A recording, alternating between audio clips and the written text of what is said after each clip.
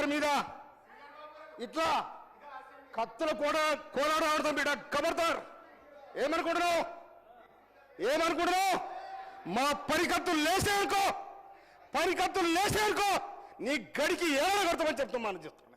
ఎవరెవరిస్తున్నావు అందుకోసమనే దళితులంటే గిరిజనులంటే లెక్కలేని తర మీద మీరుంటే మీ గడిలో దొర్రే రోజు కూడా వస్తారు కూడా తెలుస్తారు. నేను అందుకోసమనే ఇమ్మీడియట్లీ అధ్యక్ష వాళ్ళు కడియం సిఆర్ గారికి బేజాబ్తా క్షమాపణ చెప్పాలని డిమాండ్ చేస్తా ఉన్నా. నేను ఇవాళ ఇంకొక మాట, ఇవాళ కాళేశ్వరం కట్టినాడు అదే కేసీఆర్ గారు ఫడ్నవీస్ ముఖ్యమంత్రి గారిని జగన్ గా ఆనాడు ఆంధ్రప్రదేశ్ ముఖ్యమంత్రి జగన్ పిలిచాడు. ఆనాడు ఇరిగేషన్ మినిస్టర్ ఎవరు? హరీష్ రావు గారు. నీ పేర్లే ఊర్లేడా మీ పథకాల పంచాయతీ వచ్చి నిన్ను కూడా పిలవలే. అందుకోసం మీ కుటుంబాలలో వెళ్ళి ఉన్నాయి.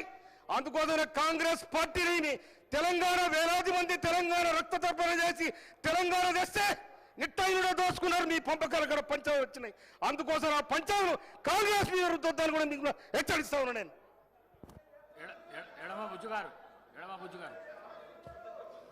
అధ్యక్ష, మేం కొత్త సభ్యులం, వీళ్ళ చిల్లర చేస్తారని చూసి బాధపడుతున్నాం.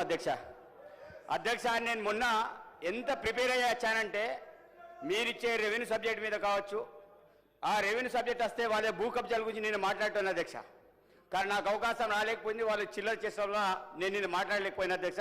మొన్న 2-3 గంటలు 4-5 గంటలు నేను ప్రిపేర్ అయిన అధ్యక్ష. ఈరోజు వాళ్ళు చేసే చేష్టని చూసి మేము కొత్త సభ్యులుగా బాధపడుతున్నాం, సిగ్గుపడుతున్నాం అధ్యక్ష.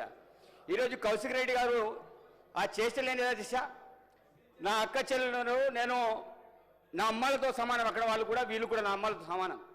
ఈరోజు సబితా ఇంద్రెడ్డి గారు అక్కడ ఉన్నారు, మా కోవలక్ష్మి నాకు అక్కడ ఉంది. అతను చేసే లక్ష్యత ఈరోజు పెద్ద మనిషిని చూసి ఇట్లా రండి ఏమధ్యక్ష ఏమైనా సిగ్గుందా? ఈరోజు ఒక చిన్న శాసనసభ్యులుగా నేను చెప్తున్నా, మేము మీలో చూసి నేర్చుకోవాలి. మీరు చేసే వ్యవహారం ఏంటిది అధ్యక్ష? మా ముఖ్యమంత్రి గారు ఏం చెప్పారు? సిఐడి ఎంక్వైరీ పెట్టిస్తామన్నారు, ఎంక్వైరీ చేస్తామని చెప్పారు. కానీ ఏం అధ్యక్ష, ఒక దళిత సంబంధించిన బిడ్డ ఈరోజు సీనియర్ నాయకులు కనీసం వయసును చూసి కూడా మనం గౌరవించకపోతే ఈ సమాజానికి ఏం సంకేతం అధ్యక్ష? మేమందరం చూసాం అధ్యక్ష. వీడియో రికార్డుని ఓపెన్ చేయండి. ఈరోజు కౌశిక్ రెడ్డి గారు చేసే వ్యవహారం ఈరోజు తుపాకీతోటి ఇట్లా చేసుకుంటే భయపెట్టడం కాదు. ఈరోజు తుపాకీ పట్టిందే మా సీతక్క, అడవిలో ఉన్నది అడవిలో తిరిగింది. ప్రజాస్వామ్యంతో వారే సమస్యలు పరిష్కారం తెలియదు. చట్టసభలు వచ్చింది అధ్యక్ష. ఈరోజు మా మంత్రి అయితే సహించలేరు, మా సీతకి అవహేళన చేస్తారు, ఆమెను బాధపెడతారు. ఈరోజు కడియం సిఐ గారిని ఇష్టం వచ్చినట్టు ఈరోజు మీరు భయపెడుతున్నారు. ఈ రోజు ఆదివాసులు దళితులు ఈరోజు చట్టసభల్లో ఉంటే ఇదా మీ హెచ్చరిక మీదనా, మీ సంస్కృతి అయినా మీ కేసీఆర్ గారు ఇదే నేర్పించారా? మీ అవసరమైతే మీ కేసీఆర్ గారిని చట్టసభలు వచ్చి మాట్లాడమని చెప్పండి.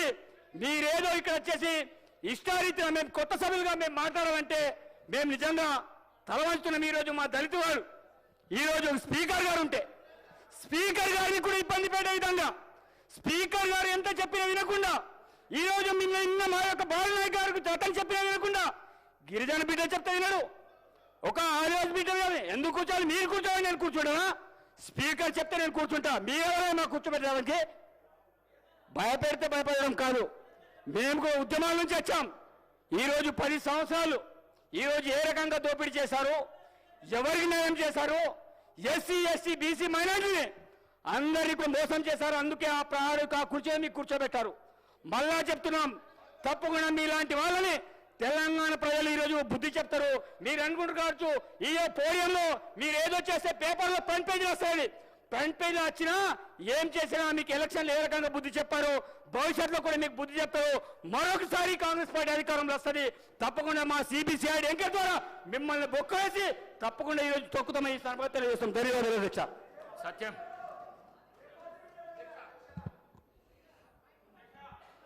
అధ్యక్ష, ఈరోజు శాసనసభలో జరిగినటువంటి సంఘటన చాలా బాధాకరం అధ్యక్ష.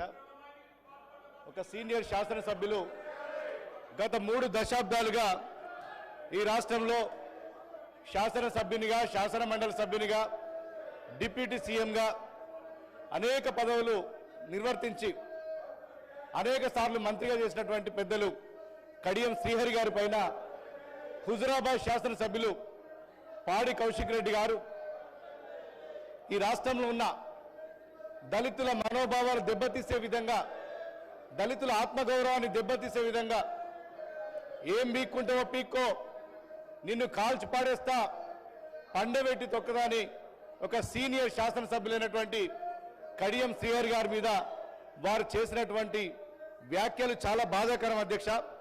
ఇలా శాసనసభ అంటే ప్రజాస్వామ్యానికి ఒక దేవాలయం లాంటిది. ఇలా 4 కోట్ల ప్రజలు ఈ శాసనసభలో ఏం జరుగుతుంది, శాసనసభలో ఏం మాట్లాడుతుండ్రు, శాసనసభ